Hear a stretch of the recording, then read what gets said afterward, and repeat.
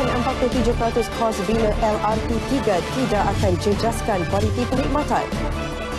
30 kg syabu dirampas dalam serbuan di Batu Pahat. Sumbang makanan lebih mudah melalui aplikasi Prefer.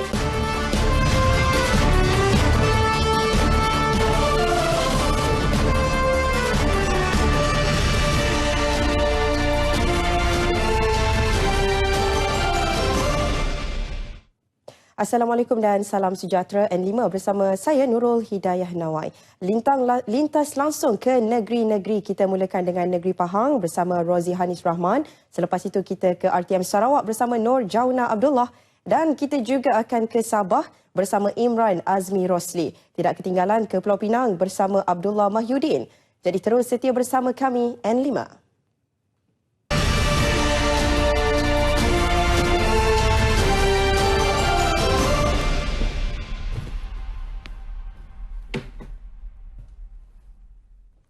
Pembinaan projek transit aliran 3 LRT3 dijangka siap menjelang 28 Februari 2024 dengan kos pembinaan berjumlah 16.63 bilion ringgit. Angka itu lebih rendah berbanding kos asal berjumlah 31.6 bilion ringgit dengan penjimatan sebanyak 47% atau 15.02 bilion ringgit. Menteri Kewangan Lim Guan Eng memberi jaminan penjimatan besar itu tidak akan menjejaskan kualiti perkhidmatan LRT3. Saya ingin tegaskan bahawa penjimatan ini dicapai tanpa menggugat kualiti perkhidmatan dan keupayaan LRT3 untuk menampung keperluan harian 2 juta warga kota sehingga tahun 2042. Jarak 37.6 km juga dikekalkan.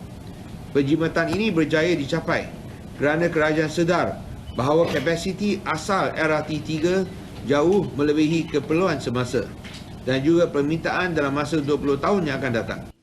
Mengenai pembiayaan LRT3, beliau menjelaskan Kementerian Kewangan akan membiayai dan menjadi penjamin bagi projek itu. Beliau menyaksikan majlis menandatangani perjanjian inovasi LRT3 antara Prasarana, MRCB, George Ken dan kontraktor pakej kerja. Turut hadir Menteri Pengangkutan Anthony Loke dan Menteri Wilayah Persekutuan Khalid Abdul Samad. Sebelum ke berita seterusnya, kita ikuti dulu penetapan harga minyak mingguan bagi tempoh 23 Februari sehingga 1 Mac 2019.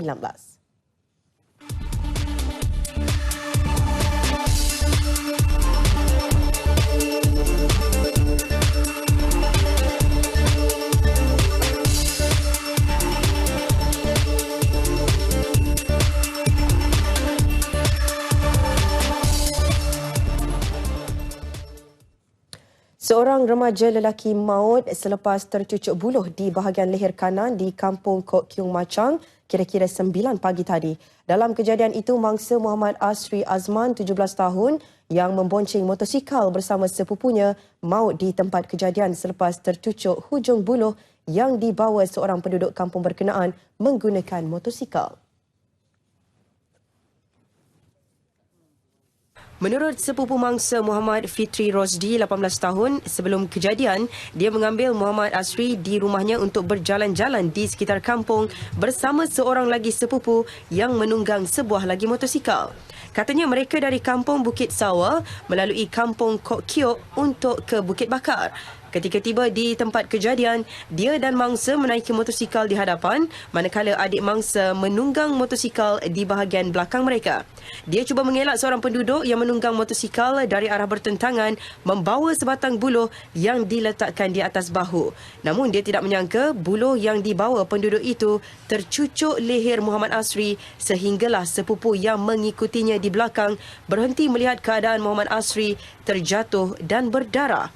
Kerana terkejut, dia memberhentikan motosikal dan melihat keadaan Muhammad Asri dalam keadaan nazak dan sempat mengajarnya mengucap 2 kalimah syahadah sebelum menghembuskan nafas terakhir. Pakcik tu bawa buluh. Pakcik tu bawa buluh saya ingat. Dengan motor juga. Lepas tu, saya elok dah. Elok masuk lerok dah ni. Lepas tu, kena dia jatuh situ. Adik dia pun ada saya belakang. Lepas tu Kena tak ada dia tu gol lalu. Sementara itu, pemangku Ketua Polis Daerah Machang, Asisten Superintenden Muhammad Syamsuri Muhammad Zain ketika dihubungi mengesahkan kejadian itu. Katanya mayat mangsa dibawa ke Hospital Machang untuk dibedah siasat. Kes kemudian disiasat mengikut Seksyen 41-1 Akta Pengangkutan Jalan kerana memandu secara cuai menyebabkan kematian.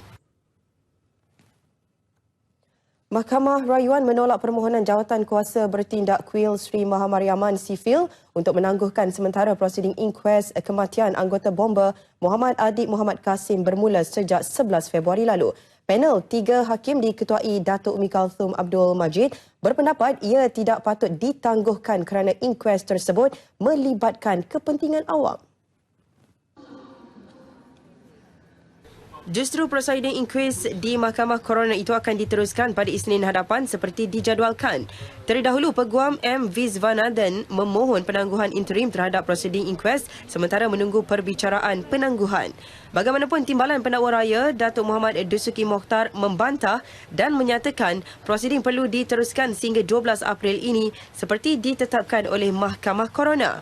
Mahkamah Rayuan turut menetapkan 4 Mac ini untuk pihak-pihak memfailkan affidavit berhubung permohonan rayuan badan itu untuk menangguhkan prosiding inquest sementara menunggu rayuan keputusan Mahkamah Tinggi diputuskan.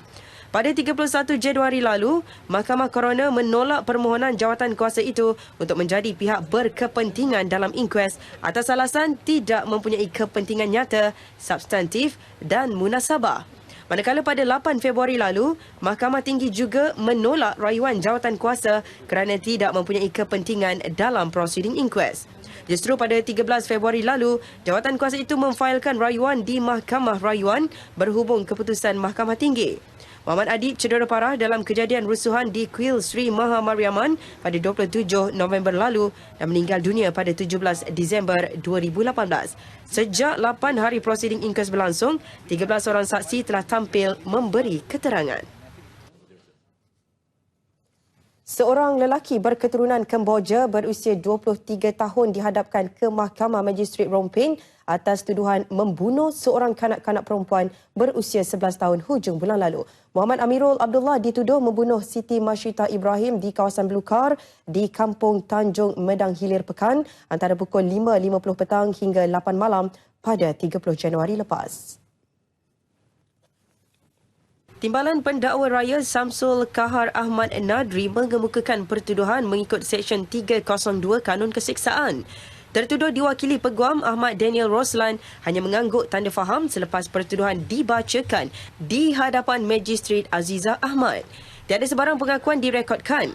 Mahkamah menetapkan sebutan semula kes pada 25 Mac depan sementara menunggu laporan kimia, bedah siasat dan forensik. Berdasarkan laporan media, Siti Masita yang berketurunan Kemboja disedari hilang selepas keluar dari rumah di Kampung Tanjung Medang Hilir untuk ke kedai dengan menunggang basikal kira-kira pukul 5 petang pada 30 Januari lalu. Pada 9 Februari, mayat anak ketiga daripada 4 beradik itu ditemukan kira-kira pukul 4 petang oleh penduduk kampung di dalam Belukar di Kampung Tanjung Medang Hilir kira-kira 3 km dari rumahnya. Ekoran kes berkenaan, polis menahan seorang suspek yang merupakan kenalan keluarga mangsa berdasarkan maklumat awam. Suspek adalah individu terakhir dilihat bersama Siti Masyita. Mahkamah Magistrate George Town membenarkan perintah reman 5 hari terhadap seorang timbalan pengarah sebuah agensi kerajaan di Kedah serta 2 kaki tangan agensi kerajaan di Pulau Pinang. Ia bagi membantu siasatan berkaitan kes tuntutan palsu. Perintah itu dikeluarkan penolong pendaftar Mahkamah Magistrate Muna Maria Azmi berkuat kuasa hari ini sehingga 26 Februari ini. Tahanan reman di bawah Seksyen 117 Kanun Tata Cara Jenayah itu bagi membolehkan Suruhanjaya Pencegahan Rasuah Malaysia SPRM Pulau Pinang menjalankan siasatan di bawah Seksyen 18 Akta SPRM 2009. Semalam, timbalan pengarah terbabit yang berusia 56 tahun ditahan kira-kira pukul 1.45 petang ketika serbuan di pejabatnya. Sementara 2 lagi yang masing-masing berusia 38 dan 51 tahun itu ditahan pada hari sama di pejabat SPRM Seberang Perai. Difahamkan siasatan berkenaan berkaitan kes tuntutan palsu membabitkan kerja pembekalan dan perkhidmatan pakaian seragam dianggarkan bernilai lebih RM27,000. Kes bekas Perdana Menteri Datuk Seri Najib Tun Razak yang berdepan 3 pertuduhan tambahan melibatkan penggubahan wang haram dana SRC International Sdn Bhd dengan jumlah keseluruhan RM27 juta dipindahkan ke Mahkamah Tinggi. Hakim Mahkamah Session Azura Alwi membenarkan permohonan pihak pendakwaan yang diketuai Timbalan Pendakwa Raya Manoj Kurob untuk memindahkan kes daripada Mahkamah Session ke Mahkamah Tinggi. Pada 8 Februari lalu, Datuk Seri Najib didakwa atas 3 tuduhan dengan pendakwaan dibuat mengikut Seksyen 4-1-A Akta Pencegahan Wang Haram dan Pencegahan Pembiayaan Keganasan 2001. 3 pertuduhan itu mendakwa Datuk Seri Najib yang juga anggota Parlimen Pekan terlibat dalam aktiviti penggubahan wang haram yang merupakan hasil daripada kegiatan haram melalui 3 akaun M-Private Banking beliau. Kesalahan didakwa dilakukan di M Islamic Bank Berhad, M Bank Group Building nombor 55 Jalan Raja Chulan pada 8 Julai 2014. Bagaimanapun, tarikh sebutan kes berkenaan di Mahkamah Tinggi masih belum ditetapkan.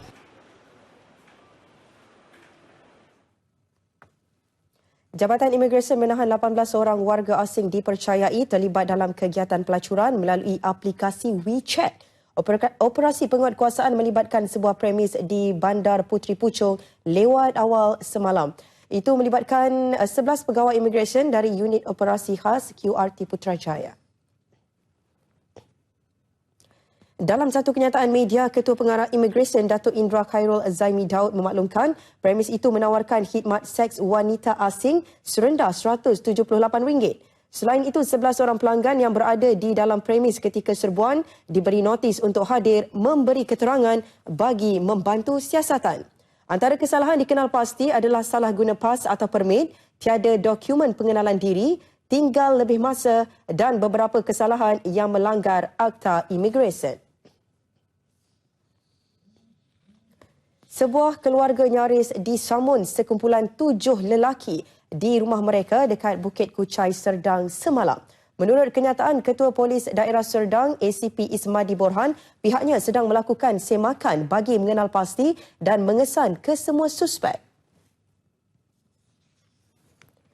Pengadu yang mahu keluar daripada rumah kira-kira pukul 4 petang itu mendapati 4 buah motosikal yang dinaiki 7 individu lelaki berlegar-legar di sekitar kawasan rumahnya. Secara tiba-tiba, 2 suspek terus berlari ke arah pengadu dan terus masuk ke dalam parkir rumah pengadu dengan membawa sebilah parang. Pengadu terus melarikan diri masuk ke dalam rumah dan telah bertindak menutup dan mengunci pintu hadapan rumah.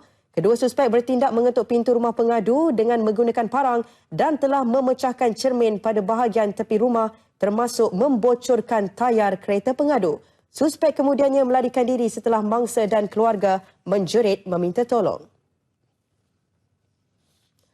Syarikat Ferry Line Ventures Sdn Bhd yang beroperasi ke Langkawi melalui Kuala Kedah memberi jaminan perkhidmatannya di sebelah pagi akan beroperasi seperti biasa Ahad ini. Syarikat tersebut terpaksa membatalkan operasinya selama 3 pagi berturut-turut ekoran paras air laut bawah 0.6 meter dan dikhawatiri membahayakan penumpang.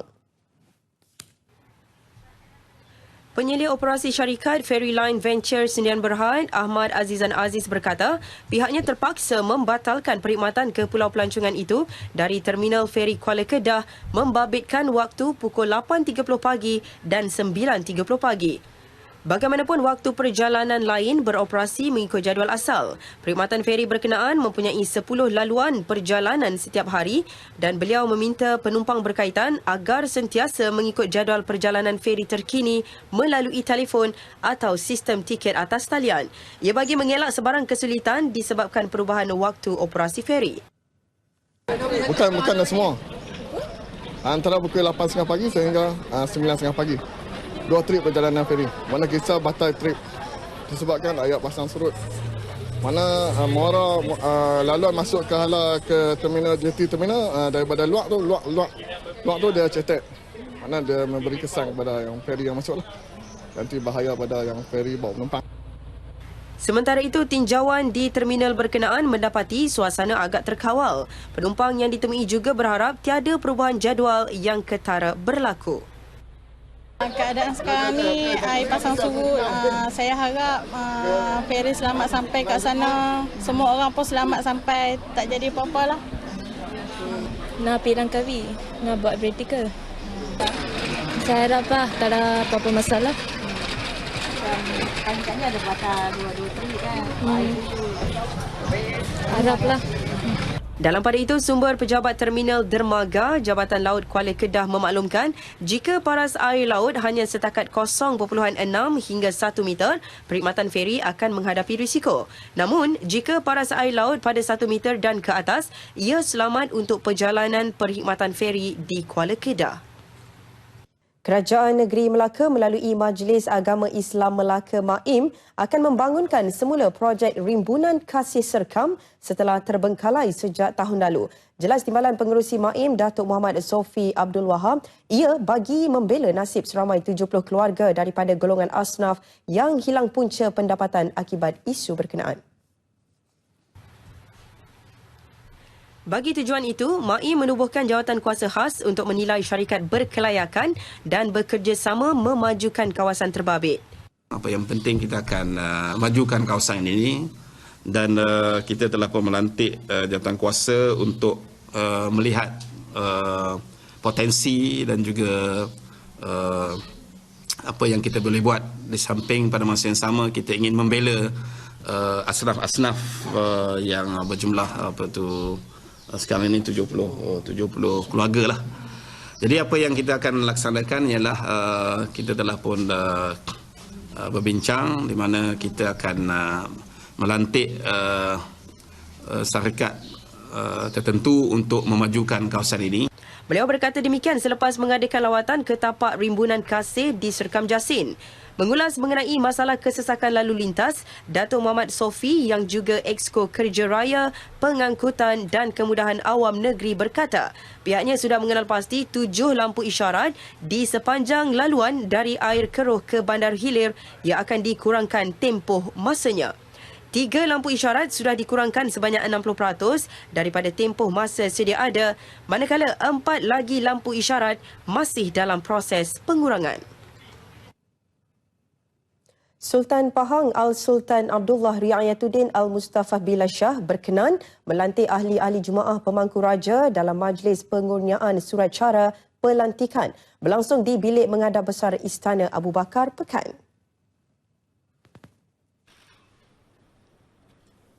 Ahli-ahli Jumaah berkenaan akan menjalankan tugas-tugas Pemangku Raja Pahang Tengku Hasanal Ibrahim Alam Shah Al-Sultan Abdullah yang sedang meneruskan pengajian di Akademi Tentera Diraja Sandhurst, United Kingdom sehingga 15 Disember depan.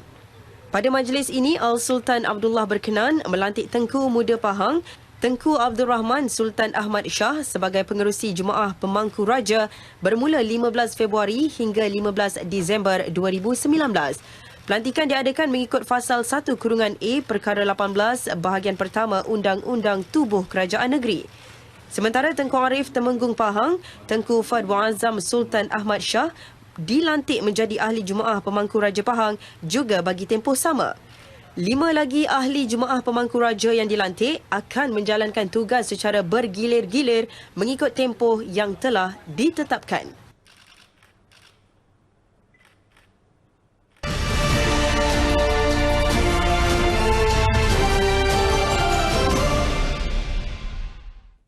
Selain mengidap jantung berlubang, salah seorang daripada anaknya turut mengidap bengkak hati dan memerlukan rawatan intensif. Kisah lanjut mengenainya kita bersama Rozi Hanis Abdul Rahman di RTM Kuantan. Silakan.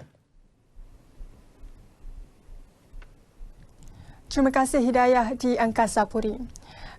Derita 2 anak yang menghidap jantung berlubang sejak kecil menyebabkan Nurmala Syakila Arman, 21 tahun, seorang ibu tunggal terpaksa melupakan hasratnya untuk bekerja bagi menyara kehidupan keluarga.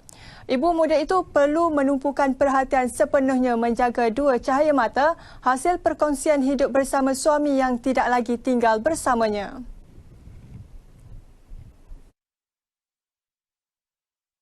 Selain bergantung hidup kepada dua ibu bapanya, Nurmala dari Perumahan Kilang Sawit Jengkelapan terpaksa memohon bantuan orang ramai bagi meringankan beban perbelanjaan perubatan anaknya. Muhammad Haras Ashraf Abdul Hafiz setahun dan Muhammad Haris Ashraf 2 bulan yang turut mengalami bengkak hati perlu diberi makanan dan minuman menerusi tiup khas selain pelbagai perbelanjaan perubatan lain. Dia kan, kalau anak sakit macam ni, tapinya nak macam mana saya kena terima jugalah. Sebab dalam keadaan macam ni, saya pun susah. Saya harap bantuan orang je. Saya harap sangat sihat, membesar macam budak-budak lain. Boleh main macam budak lain. Nurmala adalah anak kedua daripada 8 beradik. Bapanya Arman Isnin 45 tahun dan Nur Kumalan Sari Cik 40 tahun menjadi tempat bergantung setelah berpisah dengan suaminya sejak tahun lalu. Bapanya yang hanya bekerja sebagai operator kilang banyak membantu walaupun perlu menanggung 4 adiknya yang masih bersekolah. Okey, perasaan tu sedih lah kan sebab ni cucu pertama, dapat tahu cucu pertama sedih lah.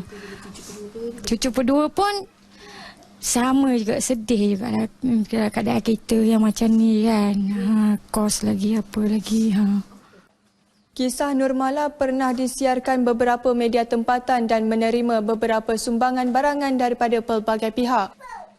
Sumbangan itu sedikit sebanyak meringankan beban keuangan Nurmala untuk membawa anak-anaknya menjalani rawatan di Institut Jantung Negara, namun masih belum mencukupi. Nurmala juga pernah menerima bantuan zakat sebanyak RM1,000 tahun lalu, tetapi semuanya habis digunakan untuk perbelanjaan perubatan kedua-dua anaknya. Ditanya mengenai kesihatan anaknya, Nurmala memberitahu Haras sebelum ini mempunyai 3 lubang pada jantungnya dan 2 telah ditutup selepas menjalani pembedahan pada Mei tahun lalu. Haris pula hanya mempunyai 1 lubang dan akan menjalani rawatan pada 28 Februari ini. Sempena sambutan Tahun Baharu Cina, Pertubuhan Jaringan Cemerlang Masyarakat Bersatu JCMB terus proaktif menganjurkan program komuniti dengan melibatkan masyarakat pelbagai kaum. Sambutan meraikan kanak-kanak istimewa di pusat dalam komuniti PDK Bersamamu Karak itu dihadiri lebih 100 kanak-kanak dari PDK berhampiran dan komuniti setempat.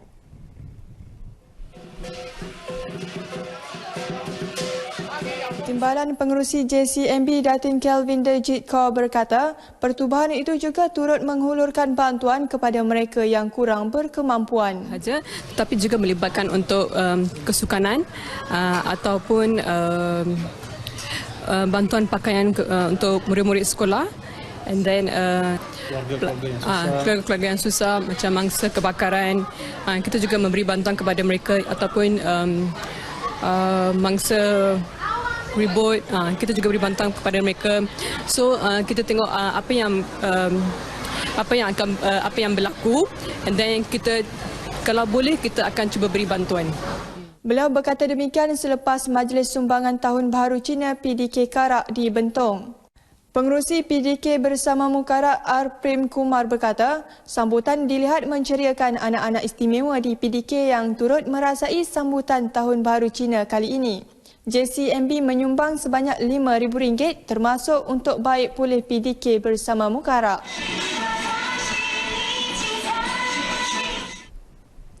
Bagi memastikan hubungan persaudaraan dan silaturahim tidak terputus, Pesara Kaki Tangan Jabatan Penyiaran Pahang mengambil inisiatif menubuhkan Kelab Veteran RTM Pahang. Pernyataan daripada pesara pelbagai jawatan itu menjadikan kelab tersebut sebagai platform buat pesara melaksanakan pelbagai agenda secara bersama.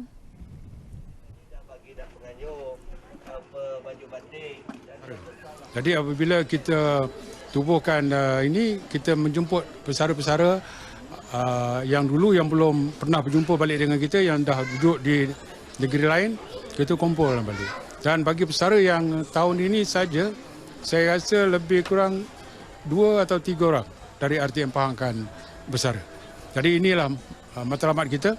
Kita tidak ada agenda lain selain daripada untuk mengeratkan hubungan silaturahim di dalam kelompok, di dalam aktiviti yang kita adakan seperti ini.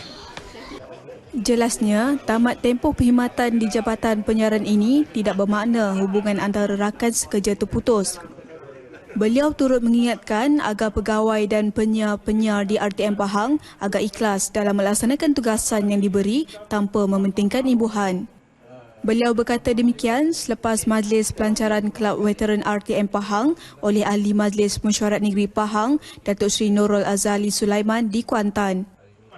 Turut hadir bekas Ketua Pengarah Penyiaran Malaysia, Dato' Abu Bakar Rahim dan bekas Timbalan Penyiaran Malaysia merangkap penasihat kelab, Dato' Mustafa Kamal Abdul Razak. Sekian N5 dari RTM Pahang, kembali ke Angkasa Puri untuk berita selanjutnya. Baik, terima kasih Rozi Hanis di RTM Kuantan.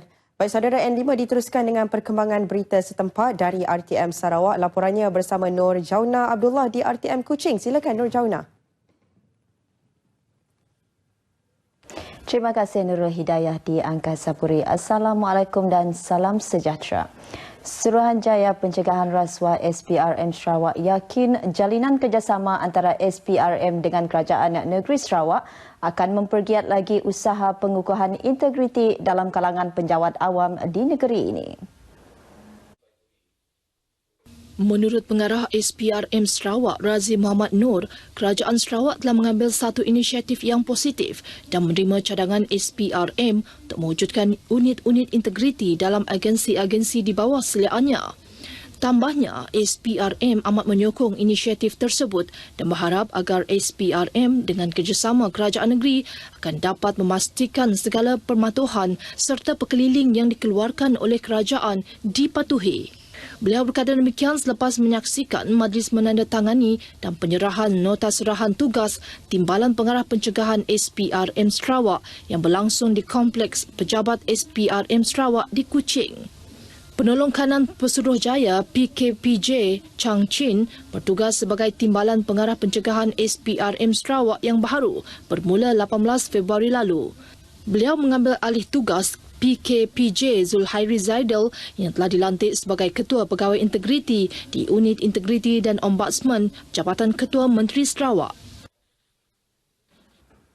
Sarawak mencatatkan peningkatan jumlah keahlian Parti Keadilan Rakyat PKR di seluruh negeri bagi tempoh Januari hingga awal bulan Februari tahun ini.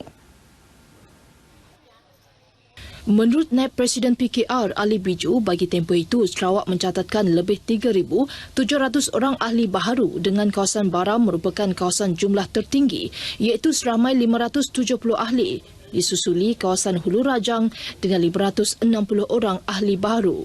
Salah satu pada faktornya adalah keterbukaan minda rakyat sekarang ini. Mereka menyertai Parti Keadilan Rakyat berdasarkan prinsip iaitu perjuang untuk rakyat. Work for the people. Dan ramai anak-anak muda ini mereka memang idealis atau idealism orang tinggi untuk berkhidmat dengan rakyat. Jelasnya pertambahan mendadak ahli ini isyarat jelas parti itu semakin diterima oleh rakyat negeri Sarawak, terutama dalam kalangan belia negeri ini. Ali Biju yang juga ahli Parlimen Saratok dan Adun Krian ditemui media selepas merasmikan Pusat Hikmat PKR Cabang Kanawit di Kanawit. Ujarnya, pembentangan usul untuk menurunkan had umur pengundi kepada 18 tahun juga dilihat bakal memberi impak positif kepada jumlah keahlian parti tersebut. Namun, katanya mekanisme penapisan juga perlu dibuat bagi mengelakkan ahli daripada parti lawan menyelusup masuk dan membocorkan maklumat parti kepada parti pembangkang. Beliau juga berharap ahli parti agar bijak memilih pemimpin parti yang sudah lama berjuang dan bukannya orang baharu masuk ibarat payung terjun yang datang hanya untuk merebut kedudukan dan peluang dicalonkan pada pilihan raya negeri nanti. Brigade Ketiga Infanteri Malaysia sedang mengadakan eksersis Gagah Perkasa Siri 1 2019 bermula hari ini hingga Selasa minggu depan. Eksersis berkonsepkan Command Post Eksersis itu akan diadakan di Dewan Bukavu Camp Pendrison, Kuching. Melibatkan kekuatan anggota seramai 97 pegawai dan 138 anggota lain-lain pangkat di bawah 3 brigade dan 1 division. Menurut Panglima Medan Timur Tentera Darat Lieutenant Jeneral Datuk Wira Zamrus Muhammad Zaim, eksersis itu akan menguji kemampuan perancangan dan keupayaan tempur formasi serta peperangan konvensional sebelum dilaksanakan di dalam eksersis medan. Tambah beliau, ia juga adalah untuk menguji keberkesanan perintah dan kawalan serta pengurusan logistik di formasi serta pasukan eksersis. Datuk Wira Zamrus berkata demikian pada majlis perasmian eksersis itu bertempat di Dewan Bukavu, Camp Pendrison, Kuching. Eksersis itu akan disusuli dengan eksersis Satria Perkasa yang akan dilaksanakan di Lunduk, Bauk, Puncak Borneo, Tebeduk, Mongkos dan Engkabang, melibatkan kekuatan anggota seramai 111 pegawai dan 2,086 anggota lain-lain pangkat pada 1 hingga 11 Mac ini. Perbadanan Pembangunan Ekonomi Sarawak PPES berkongsi kemeriahan sambutan perayaan Tahun Baharu Cina bersama seramai 42 pelatih di Persatuan Ibu Bapa Kanak-Kanak Keperluan Istimewa PBakat menerusi majlis Love in a Box di Kuching. Pengerusinya Tan Sri Datuk Amar Abdul Aziz Datuk Hussein berkata, majlis tersebut sebahagian daripada tanggungjawab sosial korporat pihaknya bagi memberi kegembiraan kepada para pelatih di pusat itu. Jelasnya pihaknya akan terus komited meneruskan program yang serupa pada musim perayaan bersama masyarakat dan juga golongan yang kurang bernasib baik. Beliau berucap pada majlis tersebut di pusat PBakat Kuching. Sementara itu, Presiden PBakat Zaidi Ahmad mengalu-alukan agensi atau badan bukan kerajaan untuk tampil memberi sumbangan dalam meneruskan program latihan dan pembelajaran bagi anak-anak di pusat itu. Ujarnya, sebelum ini PBakat mempunyai 2 pusat pemulihan dalam komuniti, PDK, namun terpaksa ditutup berikutan kekangan keuangan. Walau bagaimanapun, atas permintaan dan sokongan Persatuan Ibu Bapa di pusat itu, PBakat merancang untuk membentuk satu program intensif persediaan kepada para pelatih memandangkan peningkatan bilangan pelatih. Tambahnya, kini pihaknya masih memerlukan guru pelatih untuk program tersebut. Sarawak sekali lagi melakar sejarah apabila diberi penghormatan sebagai penganjur kejohanan badminton Masters Dunia ke-26. Penganjuran kejohanan badminton amatur yang terbesar di dunia itu akan berlangsung dari 31 Oktober hingga 3 November 2019 bertempat di Stadium Perpaduan Petrajaya, Kuching. Menurut Presiden Persekutuan Badminton Cina Dunia WCBF Wu Junyan, dijangka 3,000 pemain bukan profesional dari lebih 20 negara termasuk pegawai akan menyertai kejohanan tersebut. Wu Junyan memberitahu pihaknya akan menjemput pemain badminton ternama seperti Datuk Lee Chong Wei dan Taufik Hidayat ke pertandingan itu. Beliau berkata demikian pada sidang media di Kuching. Beliau juga menjelaskan bahawa kerajaan negeri juga akan membentuk satu jawatankuasa untuk membantu pihak WCBF dan memastikan kejayaan penganjuran kejohanan tersebut. Tambahnya, bagi menampung jumlah penyertaan yang besar itu, kerajaan negeri akan membelanjakan sekitar 2.6 juta ringgit bagi membina fasiliti Eurodome yang boleh menempatkan sebanyak 28 hingga 30 gelanggang tambahan. Katanya, Eurodome akan dibina di perkarangan parkir bermula Julai nanti berhadapan Stadium Negeri Petrajaya. Ia juga akan menjadi fasiliti sukan pelbagai guna termasuk bola jaring, futsal, bola keranjang dan persidangan. Kejohanan ini juga jelasnya akan menjadi platform terbaik untuk merancangkan industri pelancongan sukan negeri seiring dengan kempen Tahun Melawat Sarawak 2019. Setakat ini dahulu berita dari Sarawak untuk N5 petang ini. Berita seterusnya kembali bersama Nurul di Angkasa Puri. Silakan. Baik, terima kasih Nur Jauna di RTM Sarawak. Baik, saudara, seterusnya kita berlintas langsung ke Sabah bersama rakan setugas Imran Azmi Rosli. Silakan Imran. Terima kasih Nurul di Angkasa Puri. Assalamualaikum dan salam sejahtera. Muhammad Ayub Maidi yang mewakili Sempurna dan Nur Fatin Izzati Rablin dari Kota Marudu masing-masing diumumkan Johan Qori dan Qoriah Majlis Tilawah Al-Quran peringkat negeri Sabah di Kota Kinabalu. Mereka akan mewakili Sabah ke Majlis Tilawah Al-Quran peringkat kebangsaan Mac depan. Kedua-dua Johan Qori dan Qoriah masing-masing menerima hadiah wang tunai RM10,000, piala iringan dan sijil penyertaan yang disampaikan Yang di-Pertua Negeri Sabah Tun Dr. Haji Johar Datuk Haji Mahiruddin. Pertama sekali kuncinya adalah niat dan terus berdoa kepada Allah Subhanahu Wa Taala akan diberi memohon diberikan kekuatan dalam persembahan. Dan diniatkan juga medan pertandingan ini sebagai satu ibadah kepada diri saya. Pertama sekali saya mengucapkan Alhamdulillah, syukur kehadrat Allah sebab memberi peluang saya lagi untuk dapat juara ini. Dan tips bagi mengekalkan tu, insyaAllah latihan tidak putus. Dalam sehari kena latihan dalam masa 2 jam. Terdahulu ketika berucap dalam majlis ini, Ketua Menteri Datuk Seri Panglima Haji Muhammad Syafi Haji Abdal menyeru umat Islam khususnya golongan Bumi Putra di negeri ini agar melakukan jihad ekonomi untuk meningkatkan pencapaian yang masih lemah berbanding kaum lain. Ke arah itu katanya semangat baharu untuk memperkasa ekonomi umat Islam harus disemai dalam kalangan mereka. Beliau berkata tanpa pengukuhan ekonomi, politik tidak menjamin kedudukan dan kemandirian bangsa secara automatik, terutama pada era globalisasi semasa yang menekankan kejayaan dunia dagang. Stesen kereta api di Pekan Melalap Tenom yang wujud sejak zaman pemerintahan British akan dibuka semula. Pembukaannya dijangka disempurnakan Ketua Menteri Datuk Seri Panglima Haji Muhammad Syafi Haji Abdal pada 31 Mac depan. Menurut Menteri Pembangunan Infrastruktur Sabah, Datuk Peter Anthony, stesen kereta api yang menghubungkan Melalap Tenom dengan Kota Kinabalu merupakan pengangkutan utama penduduk kampung di Melalap suatu ketika dahulu. Stesen kereta api yang menghubungkan Melalap Tenom itu akan dibuka dan akan disempurnakan oleh Yang Berhormat Ketua Menteri Sabah pada 31 hari bulan Mac ini. Dalam perkembangan berkaitan, Datuk Peter yang juga adun Melalap berkata enjin dan gerabak baharu yang diimport dari India untuk menggantikan enjin dan gerabak kereta api yang digunakan di stesen kereta api Tenom ke Beaufort dijangka sampai Mei tahun ini. Penggantian enjin dan gerabak serta pembinaan landasan baharu berkenaan dianggar melibatkan kos RM10 juta. Beliau ditemui pemberita selepas merasmikan majlis penyampaian watikah pelantikan ketua-ketua masyarakat dan ketua-ketua adat bagi kawasan Dewan Undangan Negeri Dun Melalap dan Kemabung di Dewan Seri Panglima Antanom Tenom.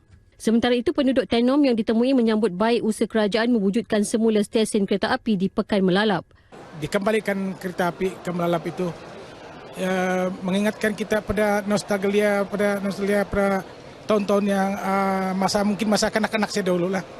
Saya macam rasa teruja pula dengar cerita yang Melalap itu akan dibangunkan seperti itu.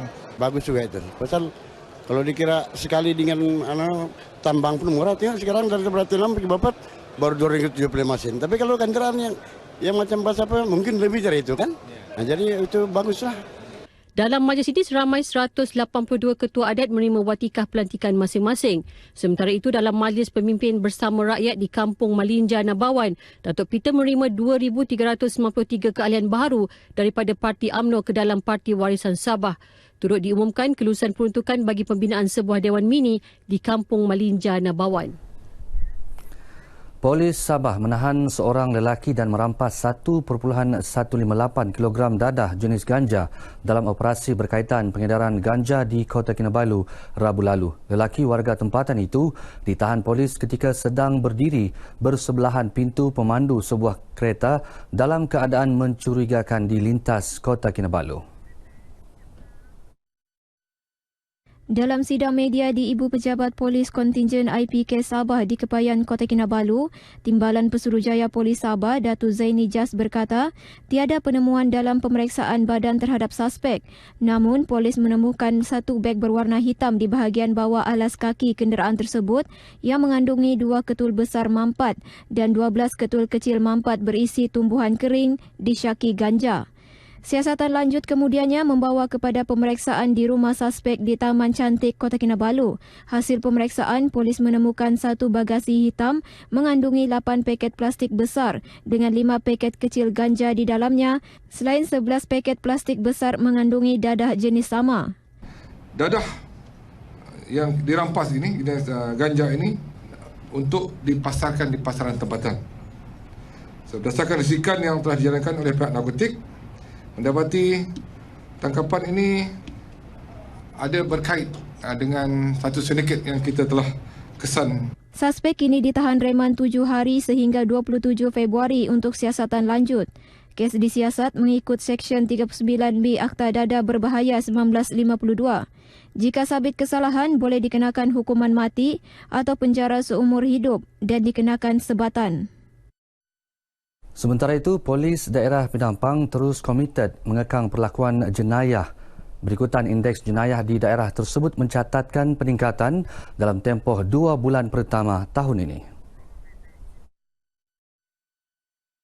Setakat Februari, indeks jenayah di daerah Penampang merekodkan 103 kes berbanding 72 kes dalam tempoh sama tahun lalu.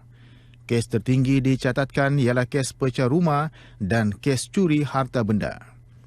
Ketua Polis Daerah Penampang DSP Muhammad Haris Haji Ibrahim menjelaskan peningkatan itu disebabkan pertambahan jumlah penduduk dan kepesatan pembangunan daerah selain daerah putatan yang masih di bawah kawalan Ibu Pejabat Polis Daerah IPD Penampang serta faktor persempadanan dengan ibu negeri iaitu Kota Kinabalu.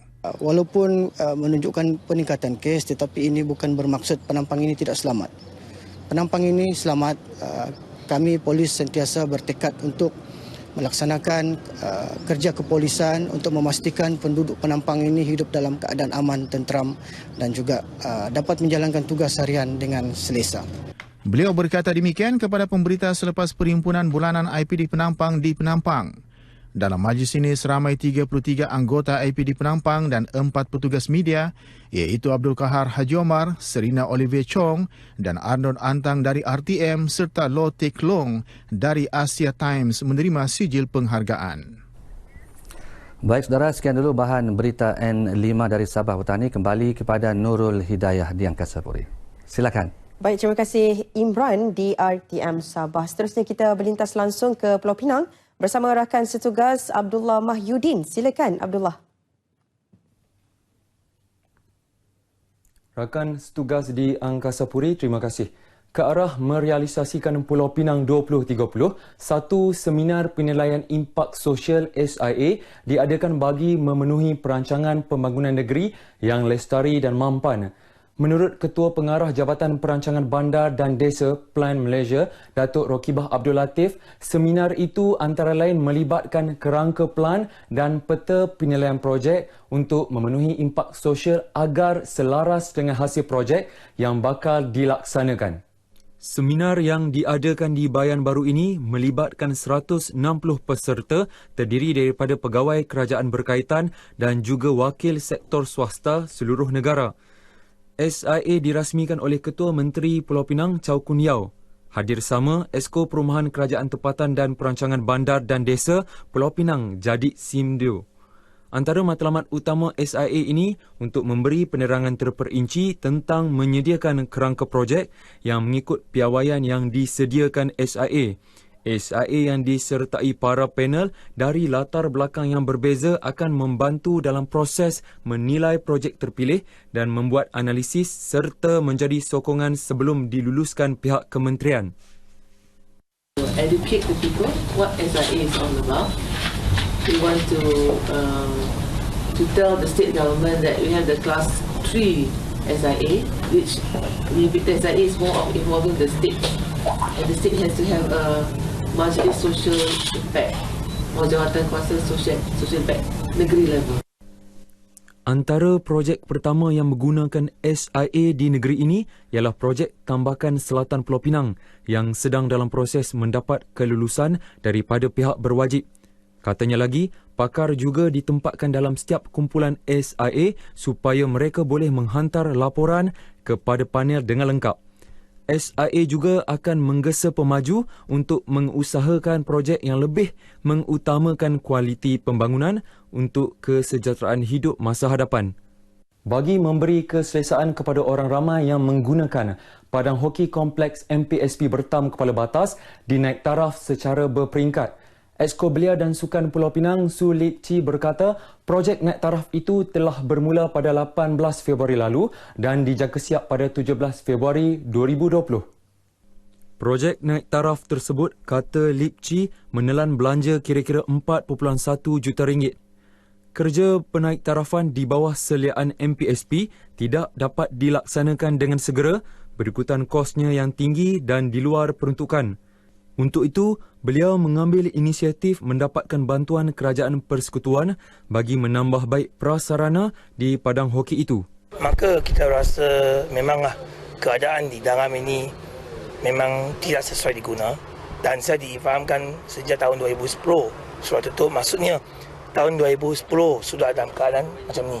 Antara kemudahan yang akan dinaik taraf ialah lampu limpah serta lain-lain kerja yang berkaitan elektrikal dan mekanikal di padang hoki tersebut. Hanya bekerja sebagai pemotong sayur di kedai makan, pendapatan itu tidak mencukupi buat seorang ibu tunggal, Noraini Samaradi, 50 tahun untuk perbelanjaan harian. Apatah lagi menanggung anak-anaknya yang masih bersekolah.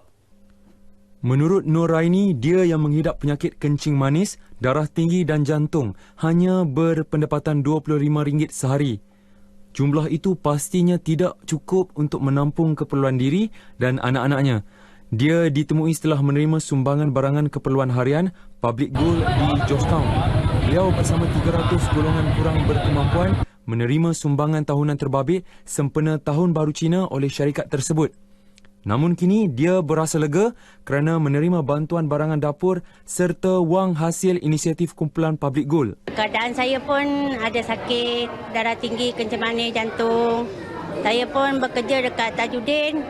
Potong-potong sayur lah dapat sehari RM25. Tak mampulah. Kalau nak apa ni, syukur Alhamdulillah dia orang bagi bantuan dekat saya. Bagi pengasas Public Goal, Datuk Lios Eng, walaupun Tahun Baru Cina sudah berlalu, bantuan sempena sambutan perayaan itu masih tetap diteruskan bagi membantu golongan kurang berkemampuan tanpa mengira kaum. Kita ada milk powder, kita ada gula, kita ada mihun, kita ada beras yang itu untuk goodie bag. Lagi kita pun ada bagi angpau-angpau lah di pendema Samian Partner lah. Sekian sumbangan berita dari Pulau Mutiara, kembali bersama rakan penyampai di Angkasa Puri. Silakan. Baik, terima kasih Abdullah di RTM Pulau Pinang. Baik, saudara, seterusnya bagi mengetahui laporan cuaca semasa, kita ke Malaysia bersama Muhammad Hafiz Kasim. Silakan. Assalamualaikum warahmatullahi wabarakatuh. Salam sejahtera penonton sekalian. Laporan cuaca untuk petang ini diteruskan dengan melihat kepada corak tiupan angin. Angin ketika ini masih lagi bertiup dari arah timur laut merentasi rantau negara dengan anggaran kelajuan angin ketika ini antara 10 ke 30 km sejam. Dan ketika ini juga tiada sebarang amaran angin kencang dan juga laut yang bergelora dikeluarkan bagi mana-mana kawasan perairan dalam pemantauan Jabatan Meteorologi Malaysia. Kita beralih pula ke paparan imis satelit terkini. Pada petang ini diperhatikan kelompok awan aktif yang membawa hujan petang ini lebih tertumpu di sekitar negeri Sarawak, di mana keadaan ini menggambarkan keadaan cuaca lembap sedang berlaku di sekitar kawasan berkenaan. Dan bagi melihat gambaran keadaan cuaca semasa dengan lebih terperinci pula, kita beralih ke paparan imej radar terkini. Pada petang ini secara amnya di kebanyakan tempat di semenanjung Malaysia berada dalam keadaan yang cerah, kecuali hujan di satu dua tempat pada petang ini diperhatikan sedang berlaku di sekitar negeri Johor, di mana hujan yang sedang berlaku dijangkakan semakin beransur-ansur reda. Kita beralih pula ke negeri Sabah dan juga Sarawak. Untuk petang ini secara amnya di kebanyakan tempat di negeri Sabah termasuk juga di wilayah Persekutuan Labuan berada dalam keadaan yang cerah. Berbeza keadaannya yang sedang berlaku di negeri Sarawak pada petang ini, di mana hujan berseteru petir sedang berlaku, tertumpu di sekitar bahagian Limbang, Miri, Bintulu, Mukah, Sibu serta di kawasan pedalaman bahagian Kapit. Di mana hujan yang sedang berlaku di kawasan-kawasan berkenaan dijangkakan beransur-ansur reda menjelang awal malam nanti. Baiklah, sebelum berpisah kita ikuti terlebih dahulu ramalan cuaca bagi bandar-bandar utama seluruh negara. Sekian sahaja dahulu daripada saya. Assalamualaikum warahmatullahi wabarakatuh dan salam sejahtera.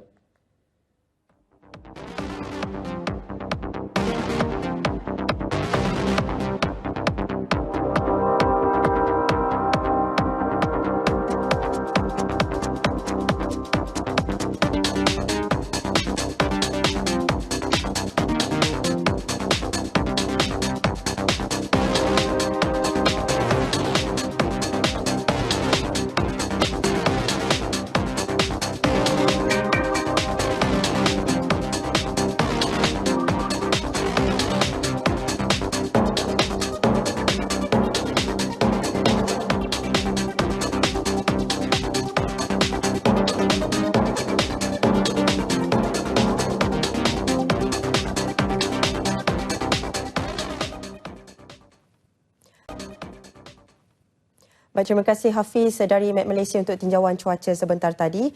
Baik, kita ke perkembangan seterusnya. Agensi Penguatkuasaan Maritim Malaysia berjaya merampas syabu seberat 30 kg bernilai 4.2 juta ringgit dalam satu serbuan terhadap sebuah bot di muara Sungai Parit Jawa, Batu Pahat, Johor 7.40 malam tadi. Turut ditahan seorang lelaki tempatan berusia 27 tahun disyaki cuba membawa dadah tersebut ke sempadan negara untuk dijual. Pengarah Maritim Negeri Johor, Laksmana Pertama Maritim Aminuddin Abdul Rashid berkata, ia merupakan rampasan terbesar pihaknya untuk tahun ini. Serbuan hasil risikan selama hampir 3 bulan oleh Zon Maritim Batu Pahat bersama pasukan risikan Ibu Pejabat Maritim Malaysia melalui operasi Jaksa. Pemeriksaan dalam bot berkenaan menemui kesemua dadah yang dibungkus dengan bungkusan teh Cina dan disembunyikan di dalam 2 buah tong. Bekalan dadah dipercayai diperoleh dari Kuala Lumpur untuk diedarkan ke Indonesia. Maritim Malaysia turut merampas sebuah bot fiber serta enjin, sebuah kereta dan 3 buah telefon bimbit menjadikan nilai keseluruhan rampasan kira-kira 4.3 juta ringgit. Sekarang ni suspek telah pun kita mendapat reman selama 7 hari. Ya, jadi dalam waktu reman tu kita akan siasatlah. Dan kita akan bertanya lagi lah siapa lagi dia punya pemain-pemain yang terlibat dalam membawa dadah ni untuk dijual di seberang. Sebenarnya dadah ni dia nak jual ke Indonesia.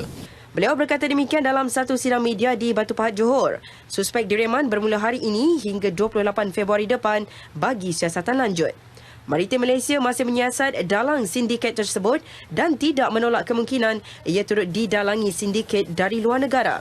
Kes diserah kepada unit siasatan Zon Maritim Batu Pahat untuk disiasat mengikut Akta Dadah Berbahaya 1952. Cadangan memperluas kawasan pembangunan Iskandar daripada 2,217 km persegi kepada 4,749 km persegi diluluskan mesyuarat ahli-ahli pihak berkuasa MOA, pihak berkuasa wilayah pembangunan Iskandar IRDA ke-24. Ini menjadikan daerah Kota Tinggi, Kluang dan Pontian sebahagian daripada wilayah di dalam Iskandar Malaysia. Menurut Ketua Eksekutif IRDA, Dato' Ismail Ibrahim dalam satu kenyataan, Iskandar Malaysia mampu menawarkan lebih banyak tanah bagi tujuan pembangunan pada harga berpatutan dengan memperluas kawasan itu. Ia juga membolehkan pertanian moden diperkenalkan sebagai satu sektor promosi baharu. Iskandar Malaysia mencatatkan pelaburan terikat berjumlah 32.23 bilion ringgit tahun lalu, termasuk pelaburan sebanyak 22.03 bilion ringgit telah dimeterai.